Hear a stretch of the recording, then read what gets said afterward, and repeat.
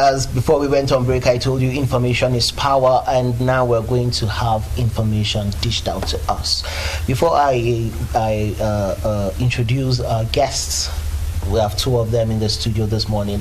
They were dividing responsibilities amongst themselves on how the whole conversation is going to go, and I bet you they are very much prepared for what we're about to discuss this morning. We have in the studio by my left Mr. Pam Yakubu, the Ward Chairman APC Shen, and Deputy Chairman Plateau Youth Council PYC.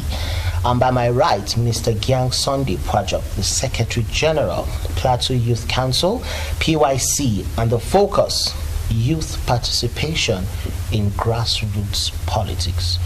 This is one of the most, I love topics like this. They're very sensitive, they are very timely, and 2027 is already, well, we're eyeing it. It's just around the corner.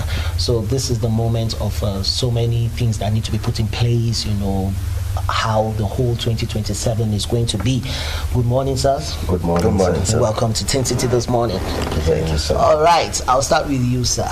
Yes, sir. I love the way people divided you are going to do for the ward and is going to do mostly for PYC. Yes. Okay, now let's start. As APC Ward Chairman, yes, sir, of Shen local government, yes, sir, of Plateau State and the Plateau Youth, what are your inspirations and aspirations? Good morning once more. My name is Honorable Pam Yakubu from the Shen Ward and the APC Chairman of Shen Ward. Also the Deputy Chairman, PYC just served. It's really a privilege to be here, sir. The aspiration we have for the youth is to make sure that the youth get involved, which already the youth are also, they are involved already in the political cycle. Really, I will be talking most especially on the Shen Ward. We so wish our inspirations for the good people of Shen is to make sure that they get involved. If I am opportune, at least creating some skills acquisition for them, making sure that the government directly, they benefit the impact of the government directly. Yes, those are our aspirations. All right. Yes, sir. Now let's talk about grassroots politics. It's not everybody that understands what grassroots is particularly. When you talk about it, like the layman is somebody in the village now. You say you're talking about grassroots. Like, you understand? Yes. So what exactly is grassroots, and then how does it relate to politics, grassroots politics? Okay, thank you very much. Good morning, viewers at home. Thank you, sir, for this question. Talking of grassroots politics or grassroots participation, it's an idea that carries along the people in their localities. It's not about coming and get elected and then go there and forget about the people. It's about coming to the people, them electing you, and then whatever you do there, you carry them along. They get to know the workings of the office, let's say the legislative arm or the executive arm. They are being carried along. They have an idea, or they totally know what you are doing there. Talking of budget allocation, talking of projects, you don't get to sit there and just decide on your own.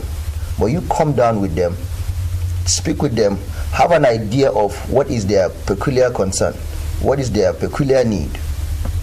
They have input about decisions that you take there on their behalf.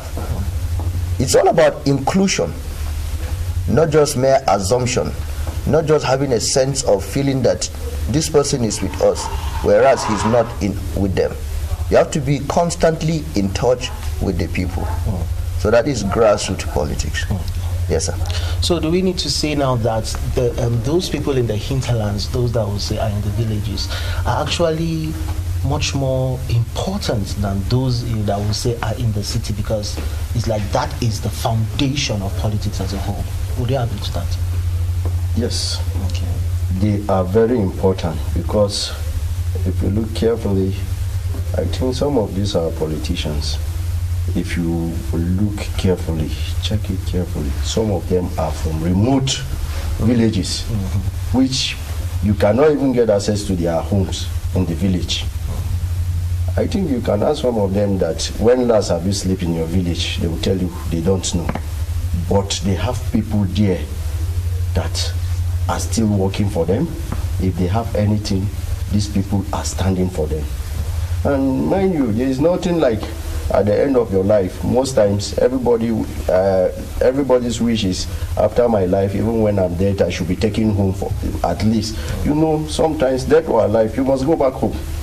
So going back to the grassroots, meeting these people needs in the remote villages is more important, because there is no how that voters card does not get, voters ballot papers does not get to them. All these things gets to them, no matter how remote is that village. So it's very important. I love that you mentioned, because I've been privileged to travel to some villages, and you made mention of there's no road. That I can attest to that. You know, there are some places that you come down, you walk, like you climb places, and then you wonder, when election comes, the ballot paper still gets there. But then for some reason, development has still not gotten there. Yes. That's one of the problems we have. All right. Now, do you think that youths are more involved in politics as compared to the past? Let's say 2 tenures ago. Do you think youths are more involved in politics now than before? Yeah, I will agree that there is a great improvement of number of youth participation in politics. Because the opportunity wasn't there much then, like you said, 210 or 310 or back then. Now the orientation again was not sufficient enough back then, but now it is completely different. The youths are very much aware, the youths are well informed, and youth participation in politics is no longer, is a necessity, because decisions that are being taken concerns the youth directly.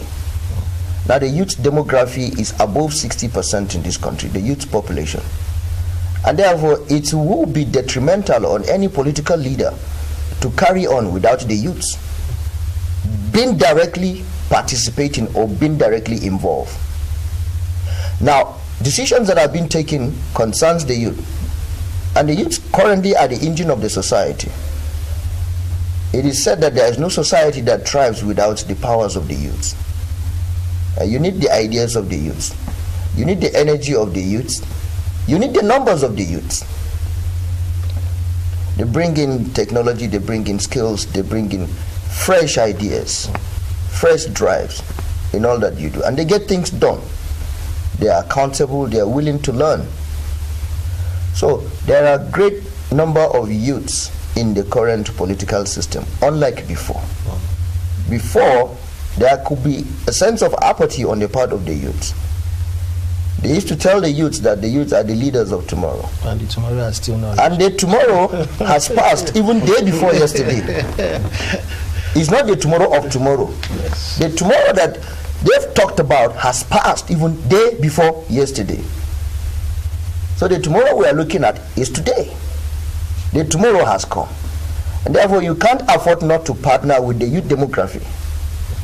It's going to be very detrimental. By the way, they say a good successor is one who successfully have or passed to a successor. Whatever you do, if you don't have people that will succeed after you, not just people that will succeed after you, people that will successfully succeed after you, you have failed. You have failed. That is why it is important for a father to raise kids, they say, that will keep the family name or the family legacy. But when you don't have a legacy, whom then do you transfer your own legacy to? Or whom sits to succeed you? So therefore, keeping the youth behind is a total danger. And it speaks doom, sorry to say, for our nation. Still on the question of the involvement of youths in politics, what do you think has motivated these youths? Because just like you said, most times, especially some tenors back, there was a lack of interest in it, where the most common reply is our votes don't normally count. So what do you think has motivated the youth to be more involved now in politics as of before? I think the youths have directly felt the brunt of not participating before. What do I mean? The non-participation of the youth before has led to decisions being taken that directly doesn't favor the youths. The youths had to do a protest, I remember, of something